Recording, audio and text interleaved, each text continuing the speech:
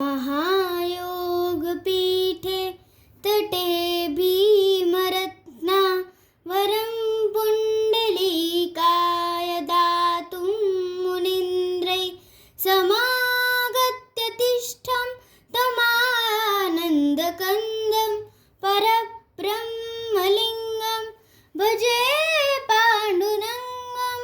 तटिस्त्वा ससम्मेननेकावभासं रमामन्दिरं सुन्दरं चित्प्रकाशं वरं त्विष्टिकाया समन्यस्तपादं परब्रह्मलिङ्गं भजे पाण्डुरङ्गं।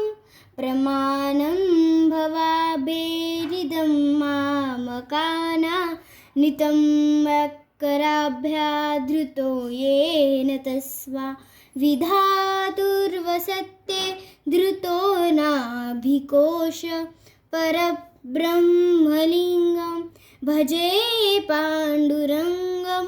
स्फुरत्कौस्तुभालङ्कृतं कण्ठदेशे श्रियाजुष्टकेयूरकं श्रीनिवासं शिवं शान्तमेद्यं वरं लोकपालं परब्रह्मलिङ्गं भजे पाण्डुरङ्गं।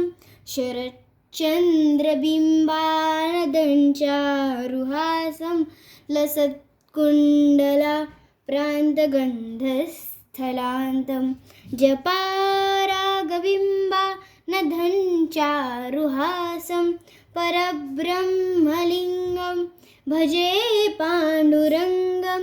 किरीटोज्ज्वलशैलदीप्रान्तभागं सुरैर्चित्तं दिव्यरत्ने अनर्थ तिभक्ताकृतिं वरहमाल्यावतंस परब्रह्मलिङ्गं भजे पाण्डुरङ्गं।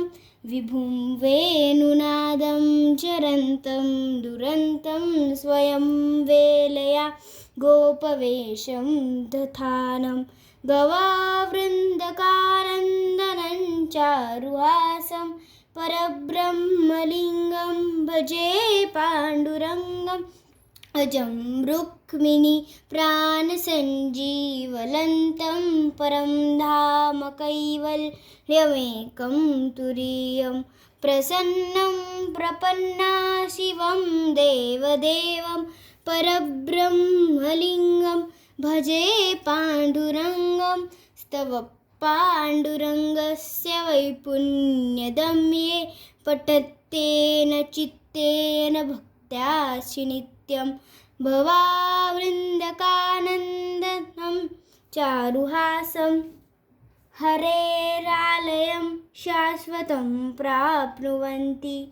इति श्री परमपूज्य शंकराचार्य विचं श्री पांडुरंग अष्टक संपूर्ण।